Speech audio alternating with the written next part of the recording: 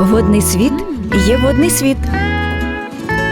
Почнемо з Енгельса, Саратовська область. Місцеві пабліки повідомляють, що під ранок 20 березня було чути як мінімум 5 вибухів.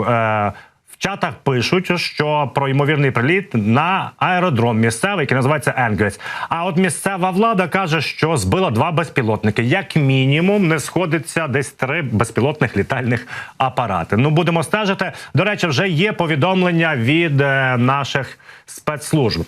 Як повідомили джерела у спецслужбах, вибухи в Енгельсі Саратовської області – це планова робота головного управління розвідки. Також відомо, що є ураження. Наразі всі наслідки уточняються.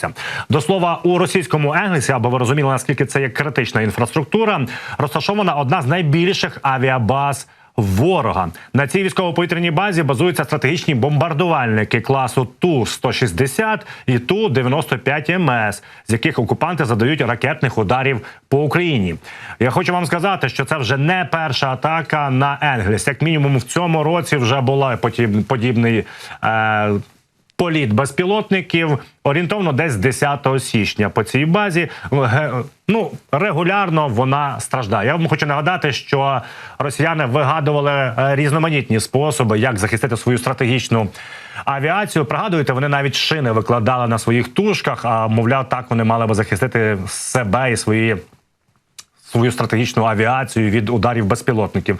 Ну, але бачимо, що з них не дуже виходить. Загалом хотів би сказати ще 2 слова про удари безпілотниками по критичній інфраструктурі Російської Федерації. Нагадаю вам, за останні 2 тижні просто таки вщент тріщали нафтопереробні заводи Російської Федерації. Не буду навіть перелічувати, бо це займе дуже багато часу, а я хочу вам якомога більше розповісти всього оперативно. Так от, суть в тому, що кажуть видання Forbes, в тому числі ми використовуємо новітні безпілотники, і також використовуємо безпілотники Ту-141, Ту-143.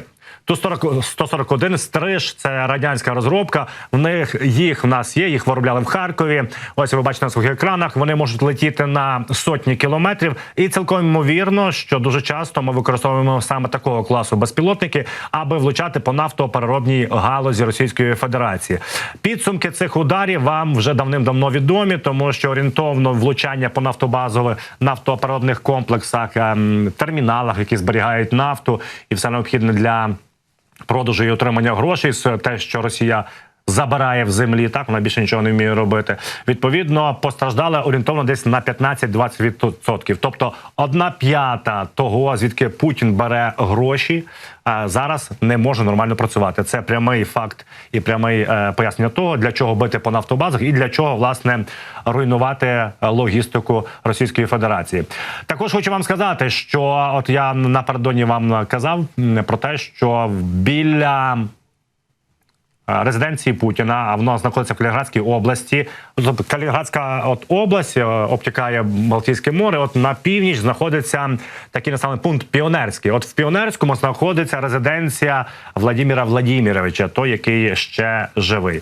І відповідно рухався траулер капітан Лабанов з міста Світле до Балтійська, і він не зміг доїхати, тому що відбувся якимось чином підрив. Є жертва від 3 до 4 осіб з усього екіпажу. Він там нечисельний.